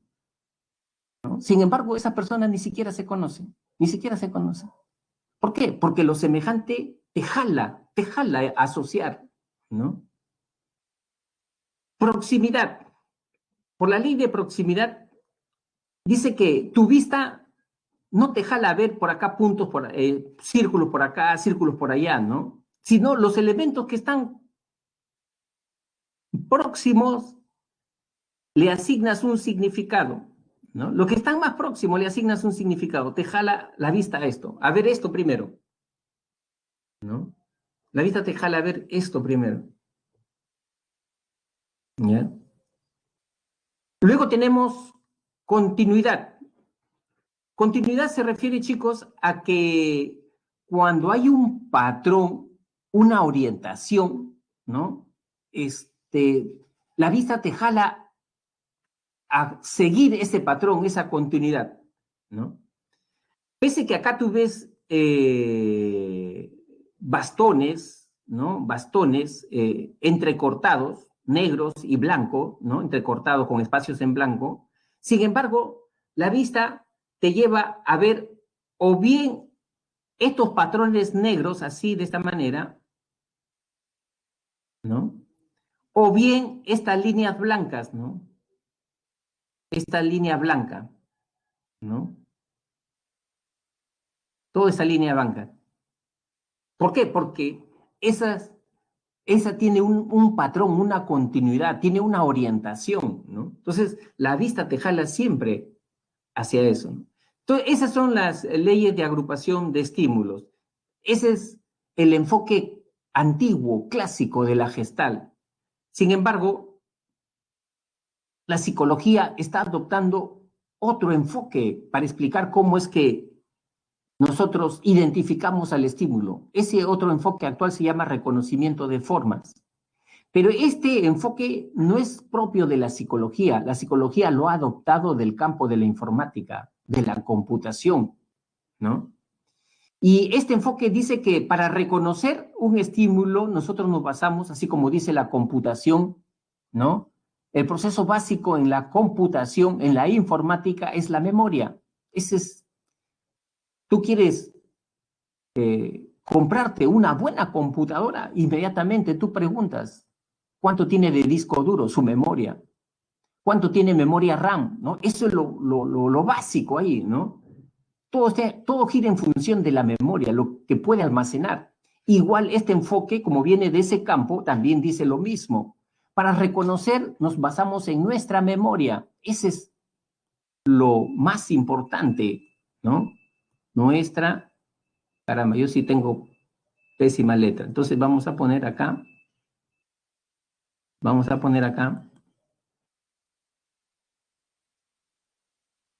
¿cuál es el proceso básico?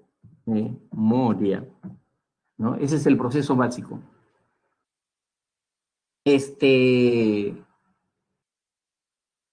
¿Cómo lo puedo entender entonces? Mira, te lo explico. ¿Cómo es que reconocemos a un estímulo? Dice que nosotros hacemos uso de un banco, de un archivo mental, por eso es que reconocemos a las personas. Por ejemplo, si viene una persona como a 2 cuadras, ¿no? Y viene sonriéndote, a lo lejos, mostrándote los dientes, sonriendo, caramba, ¿no? ¿Quién es? ¿Quién es? ¿No?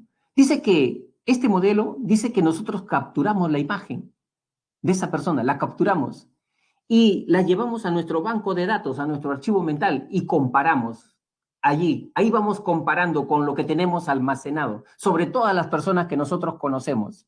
Contrastamos. Y dice que ahí hacemos esa comparación y de ahí ya lo identificamos. Ahora, ¿cómo es que hacemos esa comparación? Ahí no se ponen de acuerdo ellos, porque es un enfoque, pues, es un enfoque. Por eso que ahí aparecen teorías más específicas que se diferencian unas de las otras. Y para reconocer a esa persona existen 3 teorías, dice, que se diferencian por la forma como se hace esa comparación con nuestro banco de datos, ¿no? Ahí tenemos la teoría de igualación a un patrón, o plantilla o modelo, esa es una teoría. La otra, prototipos o geones, esa es otra teoría. Y la otra teoría es análisis de características o de rasgos, ¿no? Esa es otra teoría. ¿En qué se diferencia? En la forma como ellos asumen que se hace la comparación en nuestro archivo mental. Por ejemplo, igualación a un patrón. Dice que nosotros en nuestro banco de datos tenemos millones de imágenes copias, pero clasificadas por categorías. Es como tú te vas a un supermercado y en el supermercado, Plaza Vea o Metro, los productos están clasificados. Sección verduras, sección, no sé, abarrotes, sección material de limpieza. Ya están categorizados ahí, ¿no? Entonces, según el modelo de igualación a un patrón, dice, vemos a una persona a 2 cuadras de distancia, capturamos su imagen. Esa imagen la llevamos a nuestro banco de datos, sección compañero de estudio, no está. Sección familia, tampoco no está, ¿no? Sección amigos del barrio, Tampoco, no está en amigos de... Sección amigos cariñosos. Ah, mira, acá está, en amigos cariñosos, acá está, este es, ¿no? Y uno se emociona ya, ¿no? Ya lo identificó. Esta teoría entonces dice que nosotros tenemos millones de imágenes copia, ¿no? Bien organizaditos, categorizadas, ¿no? Y vamos comparando una por una, ¿no? Y de esa manera reconocemos. Más o menos, ¿sabes cómo es como el sistema? No sé si tú conoces, cuando se comete un delito en una casa, ¿no? Un asesinato, por ejemplo, ¿no? Una violación, ¿no? Viene la DIRINCRI, la policía especializada, y comienza a tomar huellas de la escena del delito.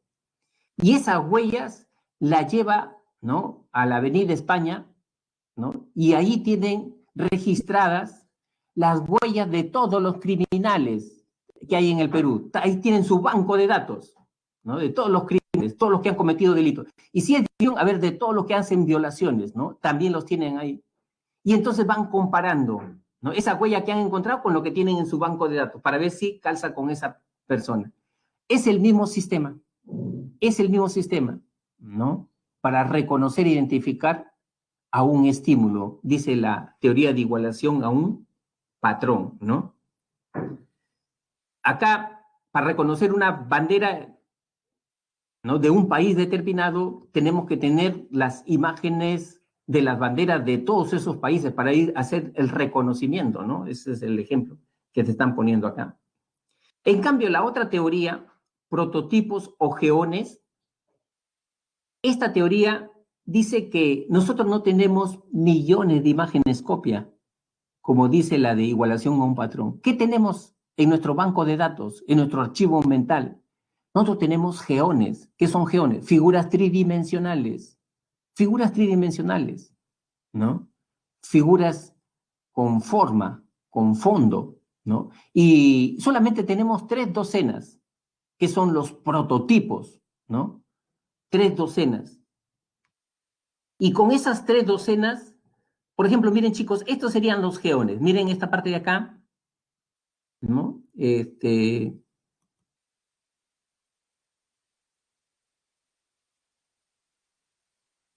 Estos serían los geones, ¿ves? Esta parte de acá serían los geones, las figuras tridimensionales, que serían 3 docenas, dice, de geones, ¿no?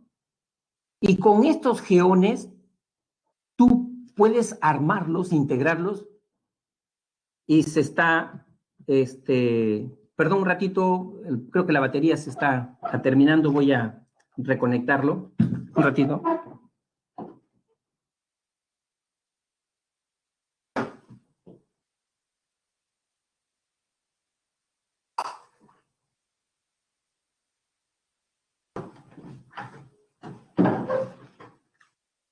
Entonces decía que con estos geones puedo armar cualquier figura de acá, cualquier figura de acá. Como esto viene del campo computacional, te doy otro ejemplo. Cuando uno quiere comprar un departamento, ¿no? A veces el empresario inmobiliario no tiene, solamente tiene el terreno. Sin embargo, para que compre ese departamento en proyectos, ¿no? Le enseña virtualmente. Mira, así va a quedar tu departamento. Esta es tu sala, este es tu comedor, tu baño va a quedar acá. Y te hace recorrer virtualmente cómo va a quedar tu departamento. ¿Cómo lograron hacer eso? Con este modelo, por geones, ¿no? El piso tiene una forma que es igualito al techo, que es igualito a la pared, ¿no? Tiene sus moldes, con esos moldes trabajan los arquitectos, con esos moldes, ¿no? Su columna ya tendrá otra forma, la columna, ¿no? Entonces no necesitas millones de imágenes, no necesitas millones de imágenes. Con 3 docenas de esos geones, de esos prototipos, tú puedes armar cualquier figura, cualquier estímulo, ¿ya? Cualquier estímulo. Eh, bien, y la tercera teoría habla de análisis de características o rasgos, ¿no? Eh, Esta teoría dice que cuando yo quiero reconocer a una persona que viene a lo lejos, a 2 cuadras, yo no me fijo en toda la persona. ¿En qué me fijo? En detalles, en características, en rasgos. De repente, para reconocerla, yo me fijo en su estatura. ¿Es alto o es delgado? Si es alto, a ver, saco la imagen de esa persona que ya es alta. ¿Quiénes de los que yo tengo en mi archivo mental son altos? Y lo comparo, solamente en base a ese detalle. O de repente es gordito. ¿Quiénes de los que yo conozco y estoy en mi archivo mental es gordito? Y lo comparo, ¿no? Entonces, de esa manera yo reconozco nada más a esa persona. O de repente no me fijo en su estatura ni en su contextura, me fijo de repente en su manera de caminar. A ver cómo camina, todo rígido como soldado, y saco ese detalle, saco esa característica y me voy a mi archivo mental. ¿Quiénes de los que caminan así en mi archivo mental, con quién se parece, no? O de repente en su forma de caminar, balanceándose, como si fuera un patito balanceándose. Entonces, en ese rasgo solamente me enfoco, ¿no? En ese rasgo. Y con ese rasgo rápido yo identifico a esa persona. Miren, chicos, esta teoría, más o menos, para que lo puedan entender mejor, es el mismo procedimiento que utilizan los caricaturistas, ¿no? Los caricaturistas. ¿Qué hace un caricaturista para que el lector reconozca inmediatamente al personaje? A ver, ustedes seguramente lo han podido apreciar.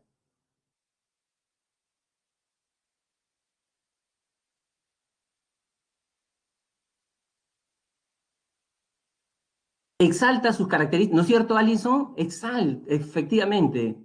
Mirella, exagera los rasgos. Exagera. Ahí está, eso es lo que, Stephanie, eso es lo que hace el caricaturista. Exagera algunos rasgos, ¿no? Exagera algunos rasgos, ¿no? Por ejemplo, si ese caricaturista quiere presentarlo, ¿no? A nuestro expresidente de la República, Alejandro Toledo, ¿cómo lo dibuja? Lo deben conocer, ¿no? El que fue presidente del Perú, ¿no? Alejandro Toledo. ¿Cómo lo dibujaba? A ver, si tú fueras caricaturista para que tu lector lo reconozca ese personaje, ¿cómo tú lo dibujarías? A ver, ¿cómo lo dibujarías? Julián, con su botellita de whisky, ¿no? Julián, rapidito, ahí está, con su botellita de... Ya, ese es Toledo. Ese es Toledo. Muy bien. Mireya, narizó. Esa nariz, ¿no? Ya. Ahí está. Claro. O sea, no necesitas, ¿no? Fijarte en toda la figura. No necesitas fijarte en toda la figura, ¿no? Cabello paradito, también, como dice, ¿no? Julián Sandro, ¿no? Es el mismo procedimiento. Es el mismo procedimiento, ¿no? Es el mismo procedimiento. Ya. Entonces, está claro, chicos. Esto es bien importante que esté claro, ¿no? Que no haya ninguna duda. ¿Tienen alguna duda sobre estas 3 formas o teorías de cómo dicen ellos que nosotros reconocemos al estímulo?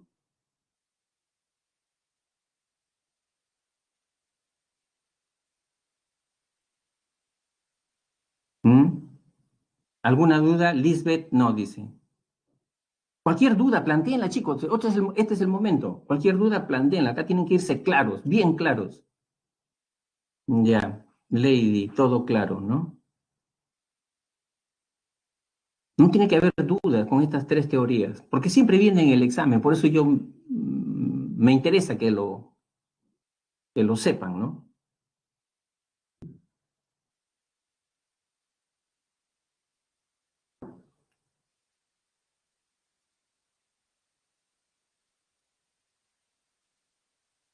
Allá dice Lisbeth Guamán. ¿Y cómo viene en el examen, no? Así también con preguntas, ¿no?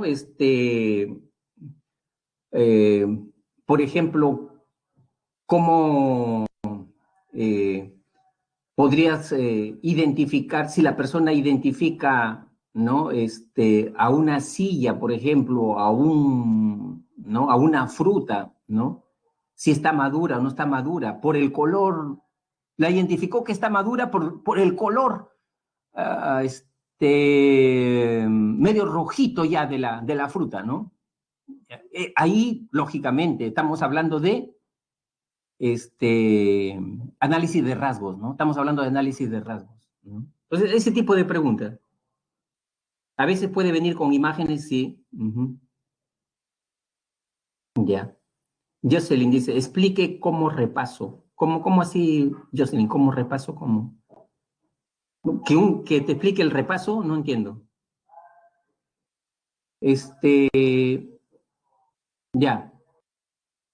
Seguimos.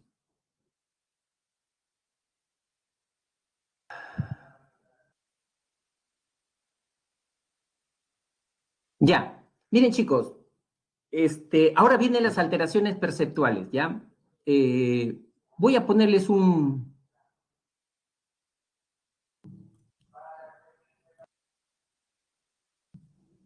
ejemplo, ¿ya? Un ejemplo. A ver, le voy a poner un ejemplo. Este es un test. Es un test, a ver, es un test.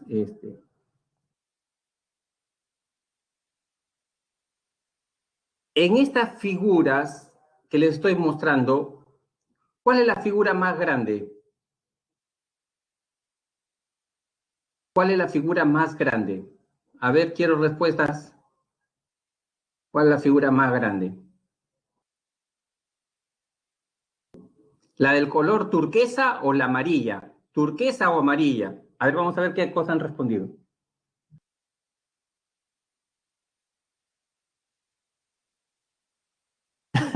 Paola. Bueno, amarilla. Rus, amarilla. Julián, amarilla. Catherine, amarilla. Ángela, amarilla. O sea que todo. Solamente hay una respuesta nada más de Paolita que dice que son iguales. La única respuesta que se diferencia, ¿no? Después el resto es amarillo, dice, ¿no? Chicos, lo que pasa que yo a propósito he hecho en ustedes que se produzca una ilusión óptica, una ilusión óptica. ¿Por qué? Porque ambas son iguales. ¿Ven? Ambas son iguales. Son igualitas. ¿Y qué se ha producido en ustedes? En lo que ha dicho la más grande, profe. ¿No? Una ilusión óptica. ¿Qué he hecho para que se produzca la ilusión óptica? ¿No? He puesto la parte más angosta de una figura, la parte más angosta de una figura, con la parte más ancha de la otra. Mira, ¿eh? Ahí está.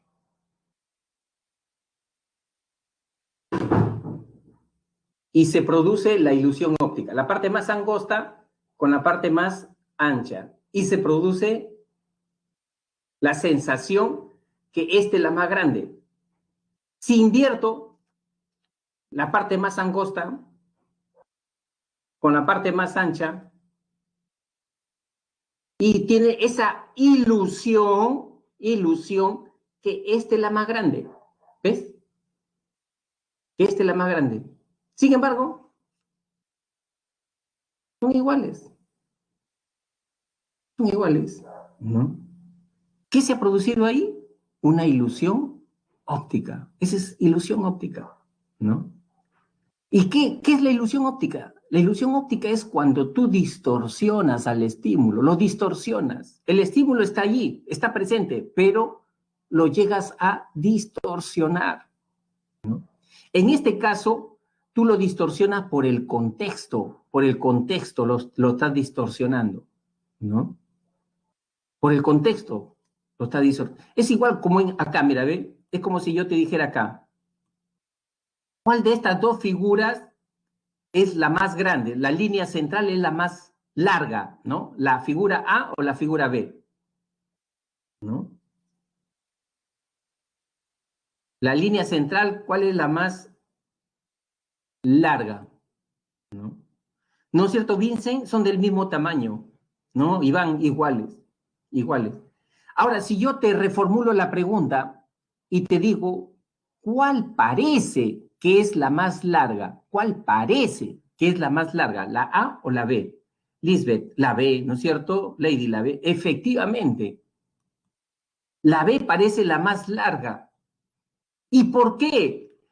Por el contexto. El contexto tiene un contexto que lo distorsiona. En la figura A, las líneas extremas son metidas para acá, ¿no? Son metidas así, son metidas. En cambio, en la figura B, las líneas extremas son alargadas para el exterior y te dan esa sensación, ¿no? De que esto es más largo, ¿no? El contexto lo distorsiona y se está produciendo una ilusión perceptiva. Esas son en la ilusión perceptiva, acuérdate, tendemos a distorsionar al estímulo, ¿no? Lo tenemos a distorsionar. Seguramente no sé si ustedes conocen de casos en donde hay personas que por miedo ven fantasmas, ven mm, muertos que se presentan, ¿no? Por el miedo. A veces dice que esta temerosa, muy miedosa, se levanta a eso de las 2 de la mañana, tiene que ir al baño y tiene que cruzar de repente la sala, ¿no? La sala de su casa o el comedor de su casa. Y como es miedosa, miedosa, ya vio una persona sentada en la silla y se le paran los pelos y pasa corriendo, ¿no? Ya vio una persona sentada ahí, ¿no? Ah, mi tío que nos visitó y ya murió, se está haciendo presente otra vez, ¿no?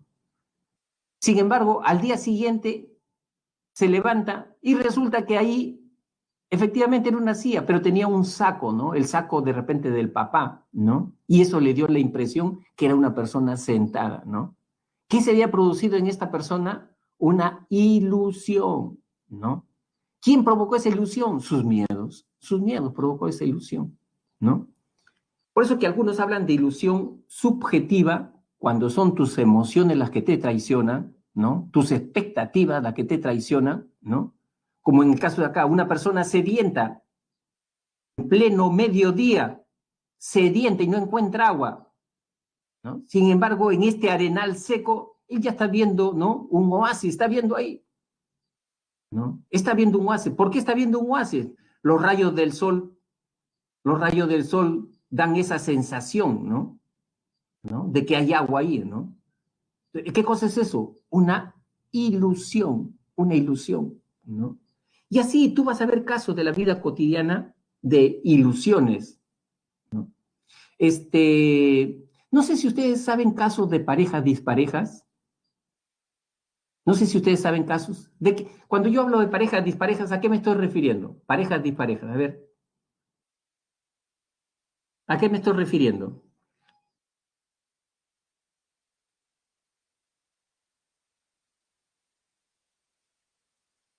Que no tienen cosas en común. Claro, esa es una acepción, Lisbeth, esa es una acepción, ¿no? De parejas disparejas. Sí, sí, es una acepción. Pero no, pero yo me refiero a parejas disparejas cuando tienen una gran diferencia en el aspecto físico. Tienen una gran diferencia en el aspecto físico. A eso le llamo yo parejas disparejas. Ahí está, ¿no? Andrea, diferencia de edades, puede ser diferencia de edades. ¿Has visto parejas disparejas donde la chica es alta, 1,75 m, 1,80 m, y él, chatito, chatito, ¿no? Es pareja dispareja. O la chica es simpática, hermosa, guapa, parece y él, a su costadito, un mostricuco, ¿no? O sea, al aspecto físico me estoy refiriendo, ¿no? Pero chico, dice que también eso es más efecto de la ilusión, es más efecto de la ilusión. ¿Cómo así? Dice que ¿no? Es enamorado, ¿no? Cuando está al lado de una chica alta, ¿no? Cuando está al lado de una chica alta, 1,75 m, 1,80 m, en realidad él parece un hongo. Él parece un hongo ahí al lado de esa chica alta. Sin embargo, lo sacas de ese contexto y lo pones solito, en realidad su estatura es mediana. Su estatura es mediana, ¿no? Pero si lo pones al lado de una chica alta, él te aseguro que va a parecer enano, ¿no? Eso es producto de la distorsión que nos lleva a la vista, ¿no? Igual sucede, a veces vemos un chico no tan agraciado físicamente al lado de una chica guapa, hermosa, simpática, ¿no? Una Miss, ¿no? Y él a su costado ya parece pues un críter, ¿no? Carepuñete le dicen, ¿no? Pero sin embargo, lo saca de ese contexto y lo pone solito, en realidad se defiende, un poquito sí se defiende, tiene algo todavía, tiene algo, ¿no? Pero si lo pones al lado de una chica guapa, ya se distorsiona su imagen, ¿no? Y eso es un poco lo que estamos viendo acá, pues, ¿no es cierto? Lo que vemos acá. Entonces, ¿qué es una ilusión perceptiva? Es cuando el estímulo está presente, pero lo distorsionamos, ¿no? Lo llegamos a distorsionar, ¿no? En cambio, la alucinación, ¿no? En la alucinación el estímulo ya no está presente, como en el caso de la ilusión. En la alucinación ya no hay estímulo, ¿no? Ya no hay estímulo. Y las personas que alucinan ven cosas, escuchan cosas, ¿no? Es como cuando, por ejemplo, esas personas esquizofrénicas, ¿no? Escuchan voces que Dios los está ordenando, el diablo los está mandando, y ellos están convencidos, ¿no? Que Dios les está diciendo que hagan cosas, ¿no? ¿Qué cosa es eso? Alucinación. Eso es alucinación. ¿Quiénes son los que tienen alucinaciones? Los que tienen alucinaciones son aquellas personas que consumen drogas, ¿no? Los que consumen droga, esos tienen alucinaciones. ¿Quiénes más? Las personas que padecen de enfermedades mentales. Dentro de las enfermedades mentales, la psicosis, la esquizofrenia, ¿no? Las personas tienen muchas alucinaciones en las esquizofrenias, ¿no? Yo tenía un caso de un chico de 25 años que su papá conversó conmigo porque era un vecinito, ¿no? Me dijo, mi hijo me golpea, me dice, ¿no? A veces me golpea sin ningún sentido, nada, pero ¿por qué? Tú no sé, me dice, ¿por qué no me para golpeando, no? Y cuando conversé con él, digo, ¿tú lo quieres a tu papá? Sí. ¿Tu papá se porta bien contigo? No, sí. ¿Pero por qué lo golpeas? No, me dice, lo que pasa es que el diablo a mí me amenaza, ¿no? Me dice que si yo no lo golpeo a mi papá, el diablo lo va a matar. Entonces, para que el diablo no lo mate, mejor yo lo golpeo, ¿no? Yo tengo que hacerle caso al diablo, ¿no? Y ya no puedo con esto, me dijo, ¿no? ¿Y qué has hecho? Me he ido a la comisaría a presentar una denuncia, ¿no? Porque mucho me está hostilizando el diablo. ¿Y qué te han dicho en la comisaría? No, lo han escrito, dice que en 3 días van a venir a mi casa a verificar, ¿no? ¿No? Y más bien yo quisiera que usted me ayude, que vaya a la comisaría para que venga la policía, ¿no?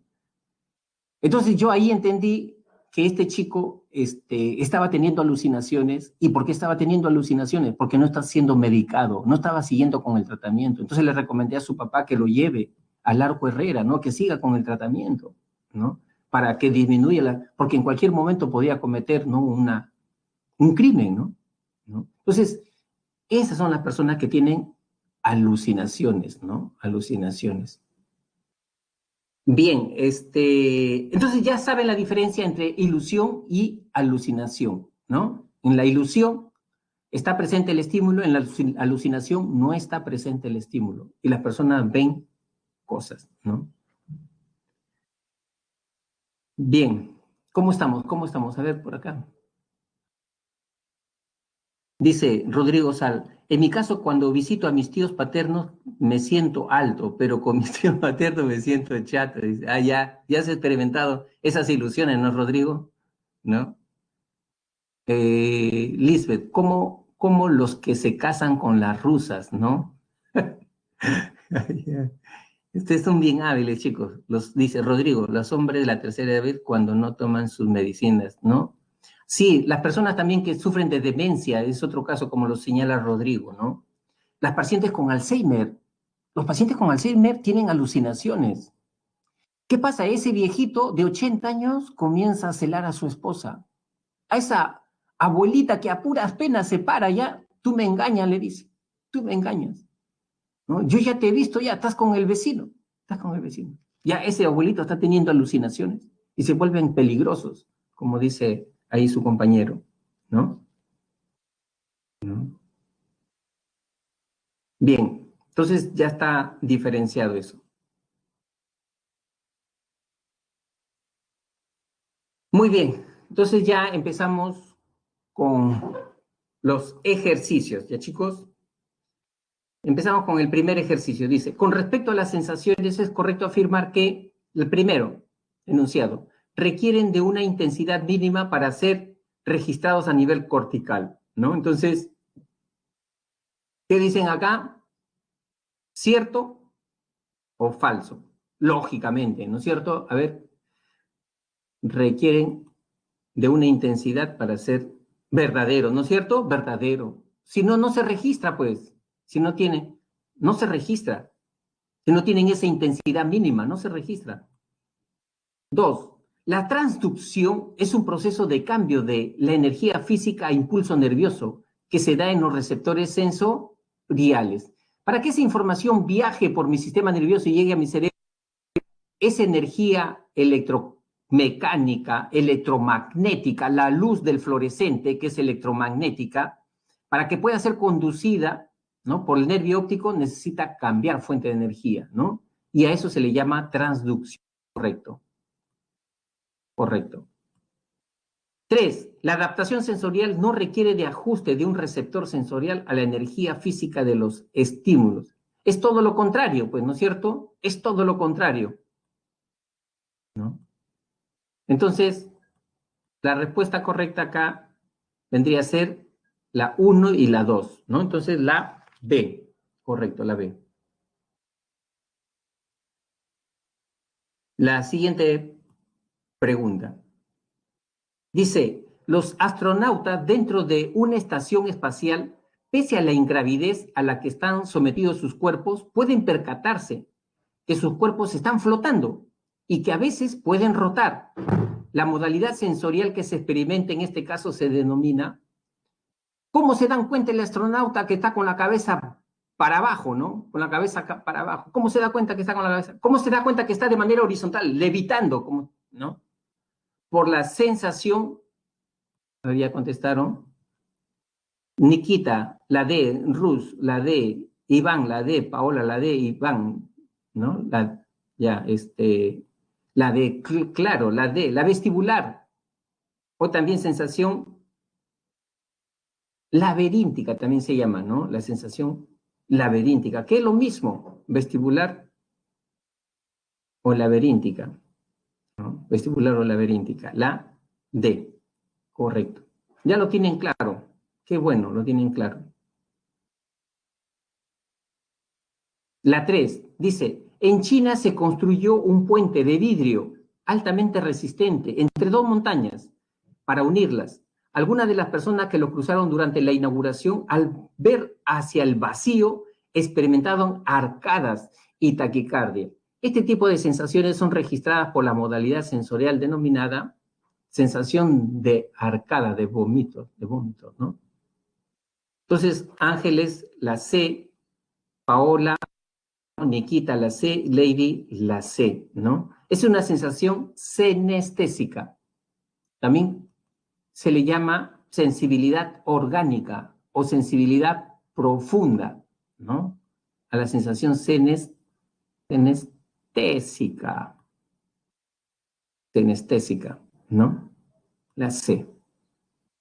Correcto. Estas preguntas sí han estado fáciles, ¿no? Han estado relativamente fáciles. Más bien, estimados alumnos, en notas compartidas les estoy colocando las claves de esta semana, ¿ya? Ahí pueden visualizar las claves de esta semana. Y cualquier duda que tengan, ¿no? Siempre ingresen al multichat. Ahí hay 3 profesores en todos los cursos, ¿no? Para que puedan absolver. No desperdicien esa oportunidad que la FPRE les está ofreciendo, ¿no? Si ya está el servicio, eso es gratuito, ingresen ahí, porque muchas veces nosotros los profesores de repente no podemos absolver todas las dudas, las interrogantes de cada uno de los alumnos, ¿no? Entonces, ingresen al multichat, ¿no? En los cursos que tengan dificultades y ahí háganle preguntas a sus profesores. Hay 3 profesores por curso, ¿no? 3 profesores y en todos los días y en diferentes horarios, ¿no? Inmediatamente el profesor le responde al alumno, ¿ya? Entonces, entonces ya hasta acá hemos concluido, más bien alguna inquietud, ¿no? Ahí leí un comentario de una alumna que hablaba de repaso, no sé a qué se entiende, que hay que hacer repaso de las clases anteriores o cómo tiene que hacer el repaso, no llegué a entenderle realmente qué me preguntaba, ¿no?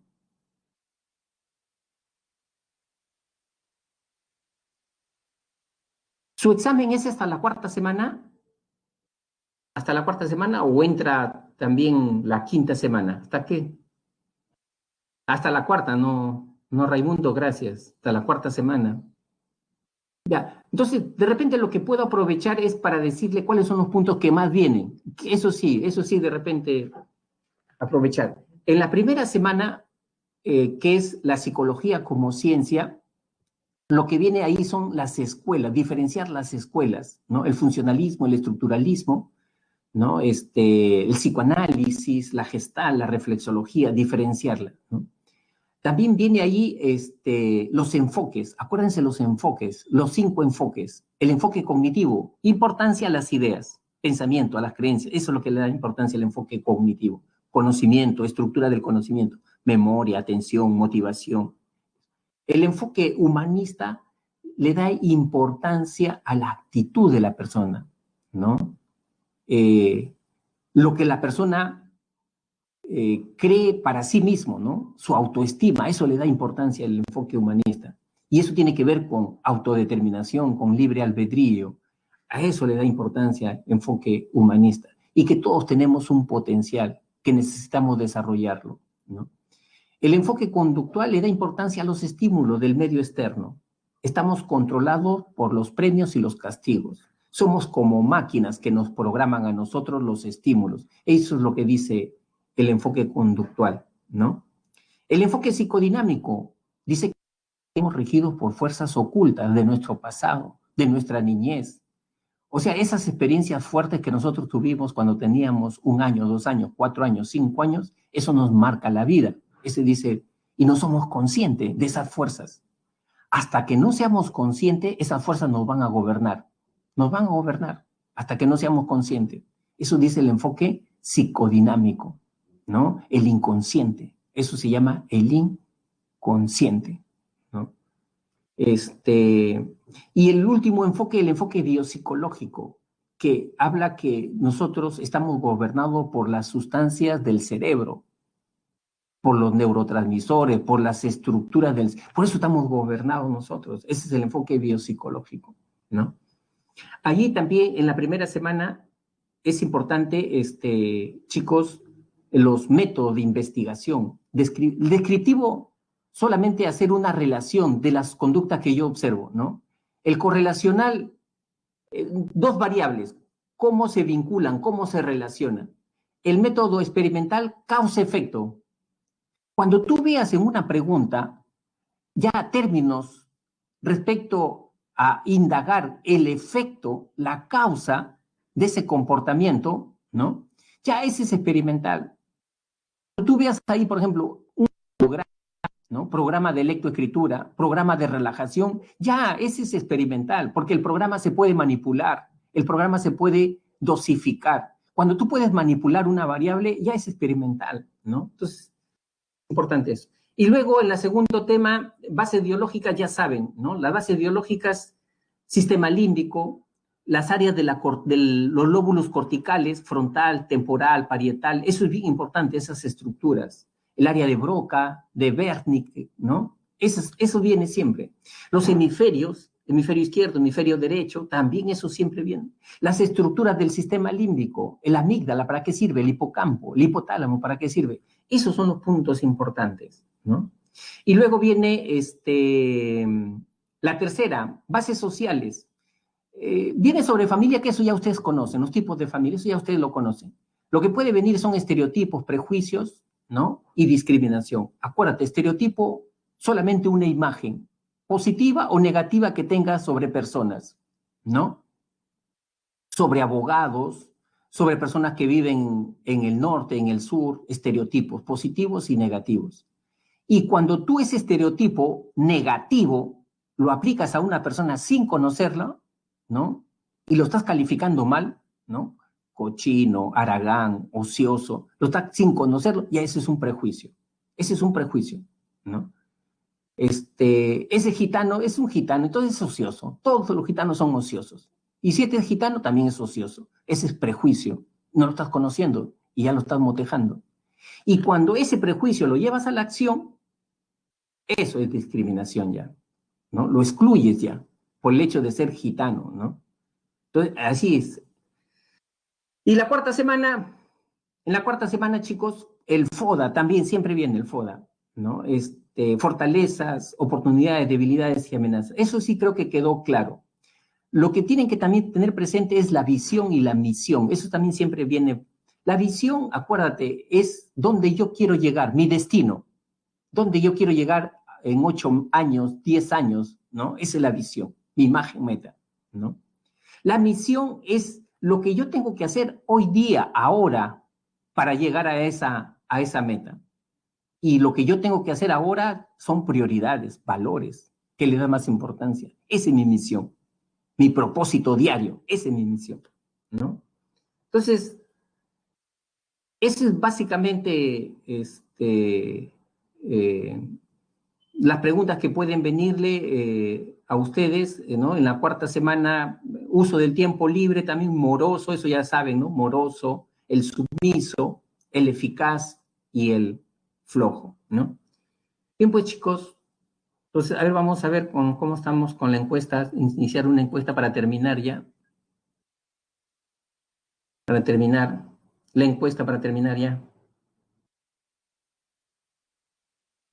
¿Qué te pareció la explicación de la clase de hoy? ¿No? De 5 alternativas.